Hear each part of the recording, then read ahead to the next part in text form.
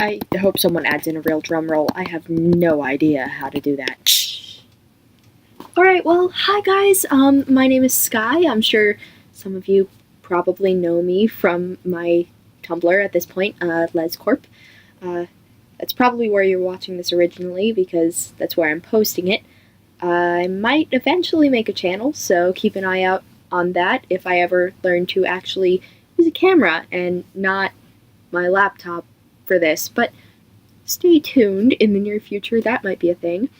Anyway, a couple of you have asked me to make a coming out video, so I know Pride Month just ended, but in the spirit of Pride and in continuing Pride into the rest of the year, I asked you guys to ask me some questions that you wanted to know about me or that I might be able to help you with for the future, so let's get started on those. Alright, so the first one. How can you be a lesbian if you're non-binary? I'm actually really glad you guys asked this one. So I actually get this question a lot, and for a while it was something that I really struggled with defining myself. But the way I see it, it's kind of a dichotomy between my actual gender identity and what I choose to call myself. Because I came out as a lesbian before I came out as non-binary and before I even started to figure out my gender. So being a lesbian was always very important to me. It's what I identified as originally, and it's what I still identify as, and because of that, it was really important that I stay true to that part of myself, because I do like women. I always have, I always will, but then the gender thing made it a little bit tricky, so let me delve a little bit more into that. So, the thing about being non-binary is that it's a whole broad spectrum between solid male and solid female, I call it. So basically there's this whole gray area in between, and while I am gender fluid 95% of the time, I am on the side that's closer to female, so I've always called myself a woman, and it's a label that I still use and something that I'm very proud of. And I know that's not the case for everyone, but it is for me. So because of that, I've always felt comfortable calling myself a lesbian, because I am someone who identifies as a woman who is attracted to other people who identify on the androgynous to woman side of the gender spectrum. So that's how that happens. Next up, tell us about your first girlfriend. Ooh, it's gonna be a fun one. So I actually came out my sophomore year of high school, and I started dating my first girlfriend shortly after that. We actually just recently broke up a couple months ago, and we are still really close friends, and we were best friends before we dated, so that's something that's still really important to me. It ended not for good reasons, but on good terms, and I'm very proud of the fact that we're able to handle this like mature adults. I do still love her a lot. Obviously not romantically anymore, but she is still a very important person in my life. And Delaney, if you're watching this, you know that you are still a big part of my life, and I wouldn't be the person I am today without you, so thanks. Next up, have you ever been cheated on or cheated on someone yourself? So the answer to both of these is no. I am very, very much about communication as a polyamorous individual. Yes, polyamorous.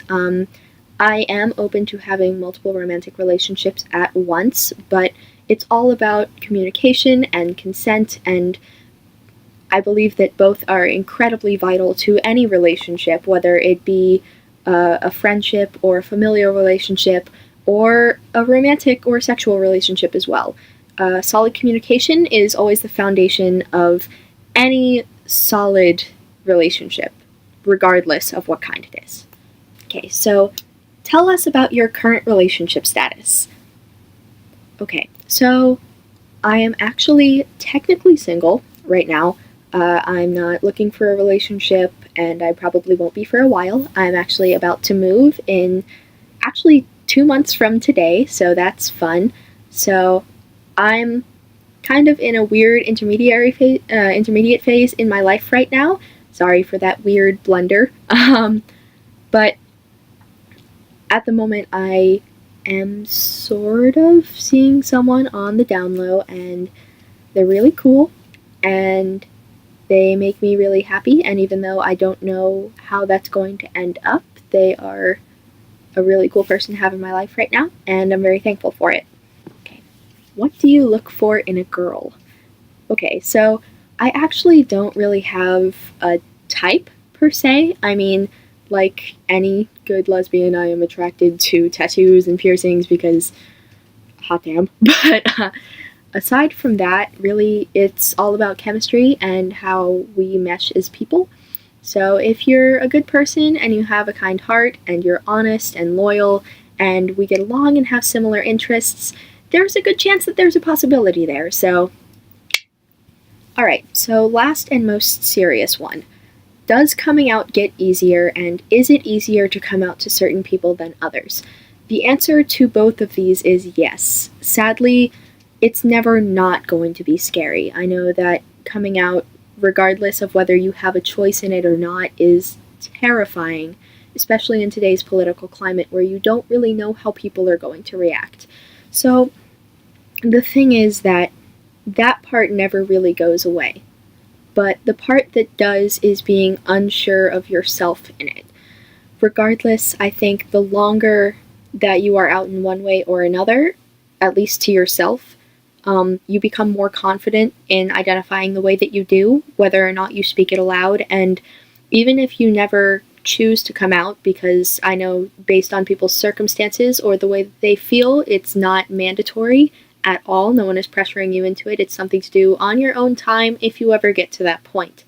But the more sure you are in yourself, I think the easier it's going to be to come out to people, and you never really stop coming out. From day to day, you come out to all sorts of people in your life regarding the situation at hand. I know myself, I was actually just outed to my bosses, and I came out to my coworkers, and that was a really scary moment for me because I live in a state right now where there aren't protective laws, so I got really lucky that my boss and my coworkers were really cool about it, and we're actually partnering with a pride organization that's local to here, so that's really kind of a one-in-a-million circumstance because I know that it doesn't always go that well, but hold out hope that no matter how scary the situation is, it could always go really well.